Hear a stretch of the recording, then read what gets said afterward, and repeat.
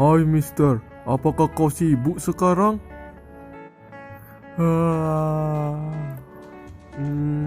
Gak terlalu sih, tapi sekarang aku mau tidur nih. Ada apa ya? Tolong aku dong, aku lagi bingung nih. Bingung banget tentang materi bahasa Inggris. Aku nggak tahu lagi nih harus bertanya dengan siapa. Emang materinya tentang apa? Kalau bisa nanti biar aku bantu jelasin deh sebelum tidur nih. Materi artikel Mister. Aku bingung nih gimana cara menggunakan artikel en, dan the. Bingung sekali padahal besok ada PR. Aku harus menyiapkan malam ini. Tolong dong, tolong bantu aku. Materi artikel ya? Artikel en, dan the. Oke deh. Baiklah, sebelum tidur aku akan membantu kamu untuk menjelaskan bagaimana cara menggunakan artikel pada kalimat bahasa Inggris. Wih, terima kasih Mister. Akhirnya jika kamu bisa membantu aku, maka PR-ku pun bakalan selesai dan aku tidak akan dihukum. Baiklah Mister, tolong jelaskan ya. Baiklah, silakan disimak baik-baik ya. Assalamualaikum warahmatullahi wabarakatuh. Good day. Semoga hari ini menjadi hari yang luar biasa untuk kita semua. Masih bersama saya Mr. Dani. Oh ya, seperti biasa bagi yang belum subscribe silakan di-subscribe dan dipencet tombol loncengnya ya. Dan jangan lupa untuk like dan share video ini ke teman-teman kalian ya. Hari ini kita akan membahas tentang articles. Articles atau kata depan dalam bahasa Inggris memiliki 3 bentuk: en, dan the. Artikel selalu diletakkan mengawali suatu kata benda. Artikel dan en. Dan en hanya bisa mengawali suatu kata benda yang dapat dihitung dan menunjukkan jumlah hanya satu atau singular countable noun. Dan en artinya satu, sebuah, atau sebutir, seorang, setangkai, dan lain-lain. Dan en lazimnya digunakan untuk menyatakan hal secara umum, atau untuk menyebutkan atau memperkenalkan suatu benda untuk pertama kalinya. Dengan kata lain, untuk menyebutkan benda yang sebelumnya belum pernah disebutkan atau diceritakan. Digunakan untuk kata yang berawalan bunyi konsonan, sementara en digunakan untuk kata yang berawalan bunyi vokal. Harus diingat bahwa untuk menentukan apakah kita menggunakan atau en, kita harus memperhatikan pembacaan bunyi awal dari kata benda yang akan dirangkainya, bukan pada huruf awal dari kata tersebut. Nah, contohnya adalah a ball. Bunyi awalnya adalah B, maka kita menggunakan e. Yang kedua ada a car. Bunyi awalnya adalah K. A hen. Bunyi awalnya adalah H atau H. A university. Walaupun huruf depannya adalah huruf vokal U, tapi karena bacaannya dibaca university dan bunyi awalnya adalah Y, maka kita menggunakan E. Yang kedua ada uniform, sama seperti university. Walaupun depannya U, kata depannya U, tapi bunyi awalnya adalah Y. Terus yang N, contohnya adalah an egg. Bunyi awalnya E, karena dia egg. Dan an all. An hour. Bunyi awalnya adalah A, hour. An hour. Terus ada an uncle. Awalnya adalah uncle. Dan umbrella, karena kita bacanya karena kita menentukan penggunaan e dan en itu berdasarkan bunyi, bukan berdasarkan awal kalimat atau huruf depannya, tapi bunyinya. Nah, artikel yang kedua adalah the. The digunakan untuk menunjukkan suatu benda yang kita sudah kenal. atau sesuatu yang merupakan pengetahuan umum, atau sesuatu yang sudah tentu, dan atau sesuatu yang sudah dipahami oleh pembicara dan lawan bicaranya.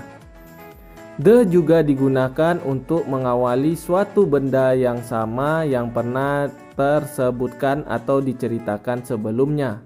Dengan kata lain, manakala suatu benda disebutkan untuk kedua, ketiga, keempat kalinya dan seterusnya, kita menggunakan the di muka kata benda itu.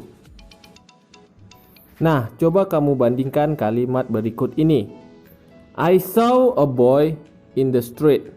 The boy is my friend. Karena kalimat di awal itu kita baru mengenal tentang pria tersebut dalam kalimat tersebut, makanya kita menggunakan a. Saya melihat laki-laki di jalan. I saw a boy in the street. Kemudian kita melakukan pengulangan kata lagi setelahnya. The boy is my friend. Laki-laki itu adalah temanku. Kita melakukan pengulangan pada kalimat pertama, makanya kita menggunakan kata the, artikel the di awal kata boy. Nah, yang untuk contoh keduanya adalah yesterday I bought a book. The book is English book. Book di sana kita pertama mengenalkan kalau kemarin saya membeli sebuah buku. Sebuah buku, kita mengenalkan sebuah buku itu, lalu kita menyebutkan a. Sedangkan kemudian di kalimat keduanya kita menyebutkan buku itu dengan the, awalan the. Karena kita sudah menyebutkan benda tersebut sebelumnya. Karena fungsi the digunakan untuk mengawali suatu benda yang sama yang pernah tersebutkan atau diceritakan sebelumnya. Karena itu kalimat book pada kalimat kedua menggunakan kata the karena sudah dikenalkan di awal sebelumnya. Nah, kita juga bisa menggunakan the pada 1. Bilangan urut atau ordinal number. Contohnya the First World War. Dan yang lainnya the second chapter. Yang kedua, nama negara yang lebih dari satu kata. Contohnya the United States. Terus the Central Africa. Yang ketiga, nama alat musik. For example, the guitar, the piano, and etc. Yang keempat, kita menggunakan the pada radio, theater, and cinema. The radio, the cinema. Yang kelima, kata sifat suatu nama negara atau manakala digunakan untuk pengertian orang dari negara tersebut. For example, the British, orang Inggris, the Indonesian, orang Indonesia, the French, dan lain-lain. Yang keenam, kita juga bisa menggunakan pada kata sifat tanpa kata benda, manakala menunjukkan pengertian orang yang memiliki sifat itu secara umum. Contohnya the rich, si kaya, the poor, si miskin, dan lain-lain. Dan yang ketujuh, kata-kata earth, moon, ground, sky, country, countryside, dan benda yang ada satu-satunya di suatu tempat atau daerah. Contohnya the earth, the moon, the ground, the sky, the national monument, the monash, dan lain-lain.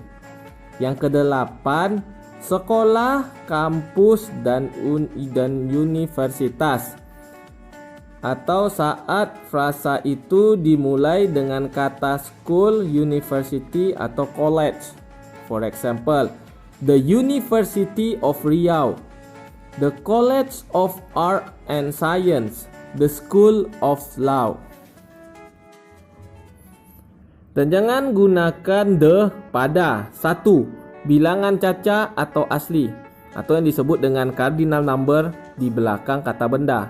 Contohnya World War I, Chapter 3.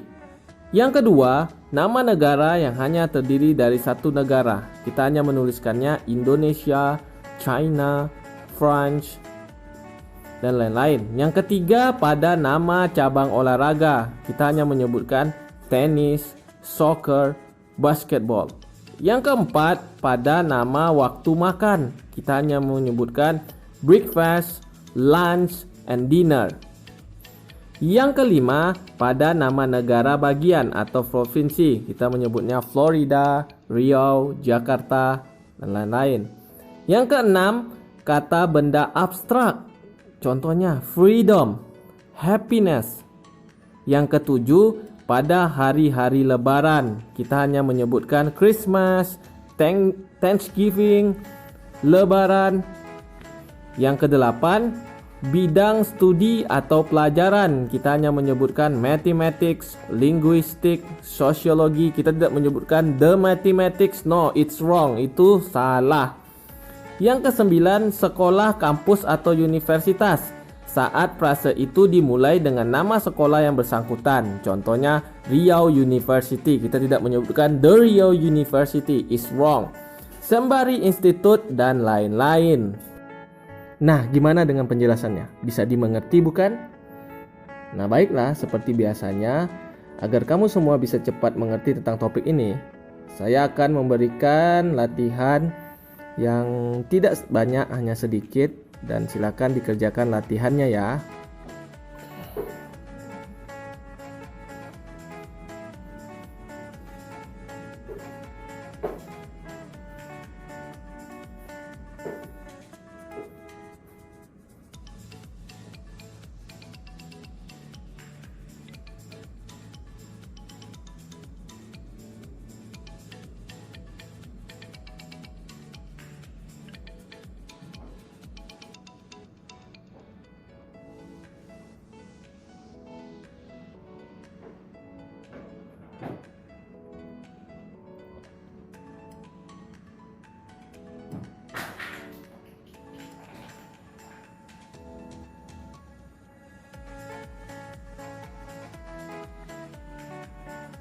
Nah, gimana? Apakah kamu sudah mengerti tentang artikel e, en, dan de yang sudah saya jelaskan tadi? Terima kasih banyak, Mister. Akhirnya aku sudah bisa mengerti tentang artikel e, en, dan de. Dan aku sudah juga menyelesaikan PR yang diberikan guru. Terima kasih penjelasannya, Mister. Karena penjelasan Mister, aku bisa menyelesaikannya dengan mudah. Oke, terima kasih kembali. Oke, demikianlah pembelajaran hari ini. Semoga kamu semua bisa mengerti tentang pembelajaran hari ini. Nah, sebelum saya tidur nih, jangan lupa untuk like dan share video ini ke teman-teman kalian ya. Dan bagi yang belum subscribe, jangan lupa untuk subscribe dan tekan tombol loncengnya agar kamu bisa tetap mengetahui video baru dari channel ini. Nah, sampai jumpa. Dadah.